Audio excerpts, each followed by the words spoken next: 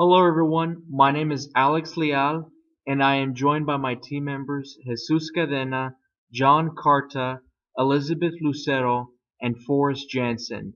And today we will be making a business plan presentation on our client, Santone Automotive. Now we will delve into a brief introduction about Santone Automotive. First, we will cover mission. Santone Automotive greatly values honesty and integrity when dealing with customers. Therefore, the business makes a mission to treat customers with honesty and integrity. Bradley, the manager of Santone Automotive, may note that other competitors such as Pep Boys, Jiffy Lube will do their best they can to offer services to customers that they don't need. Santone wants to be honest with customers and they want to keep money out of people's pockets. This makes them unique, special, and it differentiates themselves from other competitors.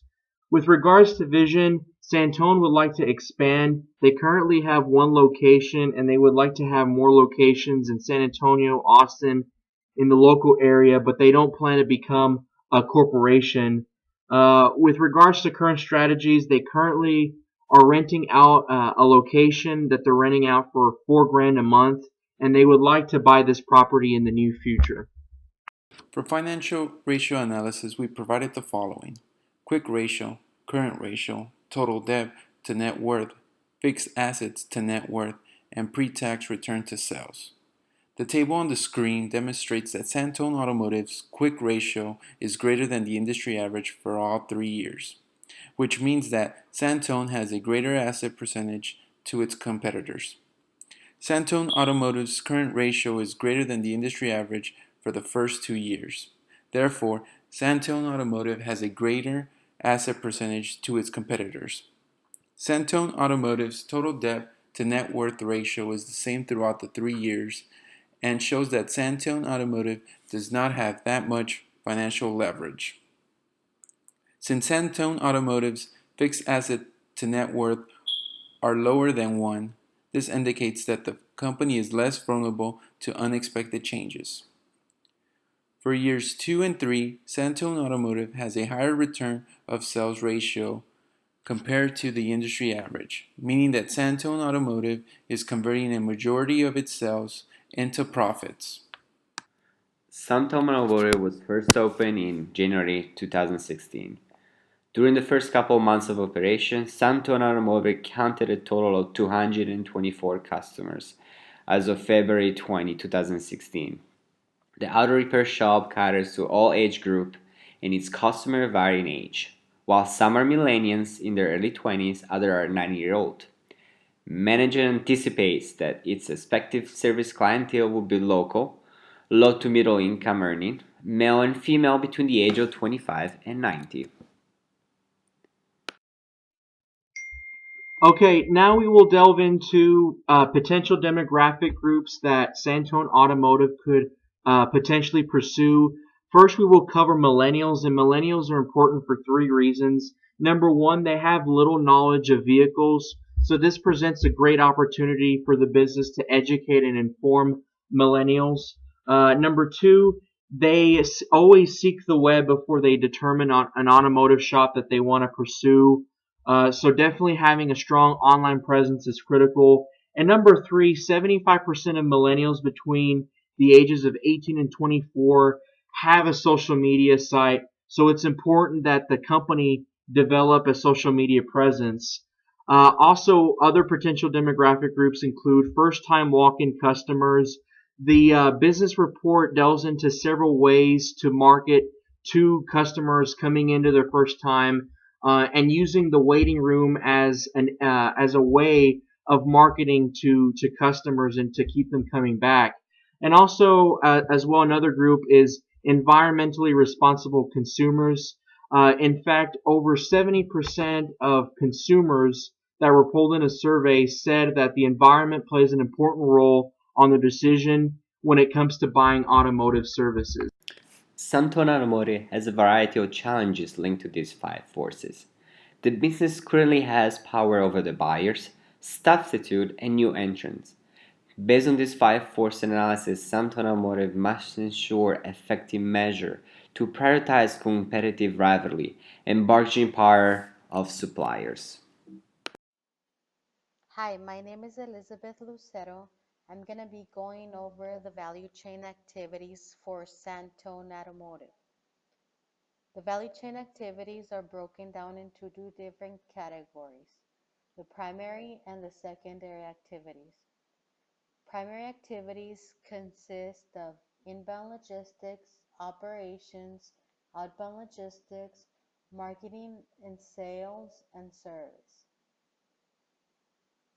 Most customers for the initial month of business for Santone Automotive were referred from the auto body shop next door, and there also were some walk-ins from the area. Once at the shop, there is an initial estimate that is generated, at which time parts are ordered if needed. Some inventory is kept in stock for service work. Work begins once parts are received. Different services include brakes, engine diagnostics and repair, electrical diagnostics, fuel injection, heating and AC, light vehicle diesel engines, manual drivetrain and axles, steering and suspensions, tires, sales and repairs, and tune-ups. Once work is completed, payment is collected in the form of cash, checks, debit, and credit cards.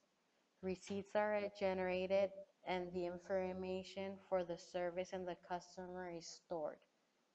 Currently, the only form of social media is Facebook.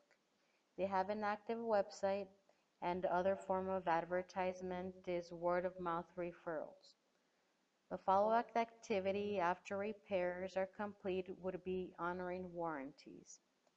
The secondary activities include firm infrastructure, HR management, technological development, and procurement. Santone Automotive has three owners: Bradley, who is in charge of the office side of the business, quotes for repairs, takes care of emails, um, ensures financial reports are generated, and does other administrative work as needed. Cedric is a technician and is in charge of the repairs. Todd is in charge of car servicing to include oil changes, brakes, and tire repairs, to name a few. They all have a background in auto mechanics. Coming into the business, no training was required, and they do aspire to be ASC certified. They are working towards buying an intricate alignment machine that will cost $75,000. Currently, about 90% of their supplies are delivered directly from the different suppliers like AutoZone, Advanced Auto, and Napa, out of many others that are available options.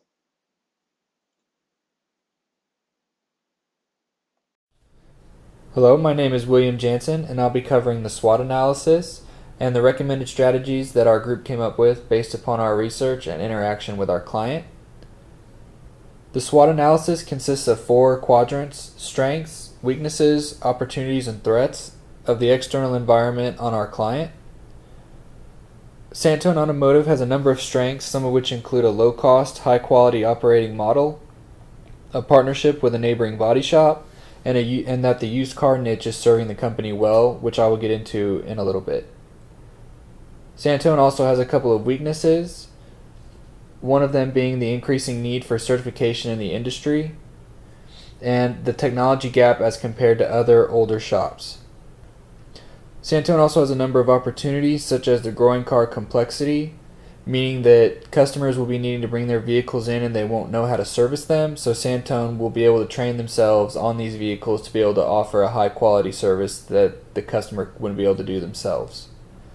Also, that older vehicles require frequent service, and that consumers are moving to only use third-party repair shops for service, meaning that they are avoiding the dealerships and the large repair shops mainly due to the high price increase that we've been seeing over the last 5 years. And finally, some threats for Santone Automotive. One being the competition from the large repair shops and chains, and then the public mistrust. The competition from large repair shops and chains is also an opportunity given that the price increase is driving consumers to the smaller shops. However, the large repair shops can still offer parts for the lower price compared to the repair shops. And also public mistrust. The general public does not trust repair shops to perform the highest level of service possible. This mistrust also stems from a lack of knowledge about how to maintain a vehicle effectively, and Santone Automotive must combat this mistrust to help gain a steady stream of customers. Next are our recommended strategies for the client. Based upon our research, we determined that their long-term objective should be to attain $435,000 in sales by the end of year 3. This will allow them to purchase any property, plant, and equipment necessary to continue their operations. It will also allow Santone Automotive to purchase their own facility rather than leasing the facility that they are currently in. We identified a business level strategy and identified market penetration as our preferred strategy.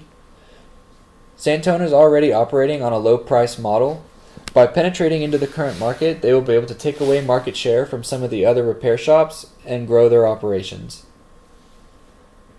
We also identified a generic strategy. Cost leadership is our preferred recommendation. We identify this because Santone Automotive is already operating under a low price model.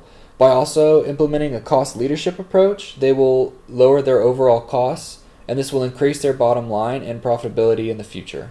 The proposal of financial projection within this plan reflects our effort to expand the current business. As a startup, we believe it was necessary to build a strong marketing plan that would bring as many customers to the automotive shop. Additionally, we believed it was necessary to invest capital into the purchase of new equipment in order to guarantee a variety of services for the demand of the future customers. There are many factors outside of the control of this team, and considering that Santone Automotive is a startup, it's hard to predict the future condition without having a frame of reference of net sales for at least one business cycle. In such cases, the owner should evaluate the situation and make the decision that is in best interest for his business.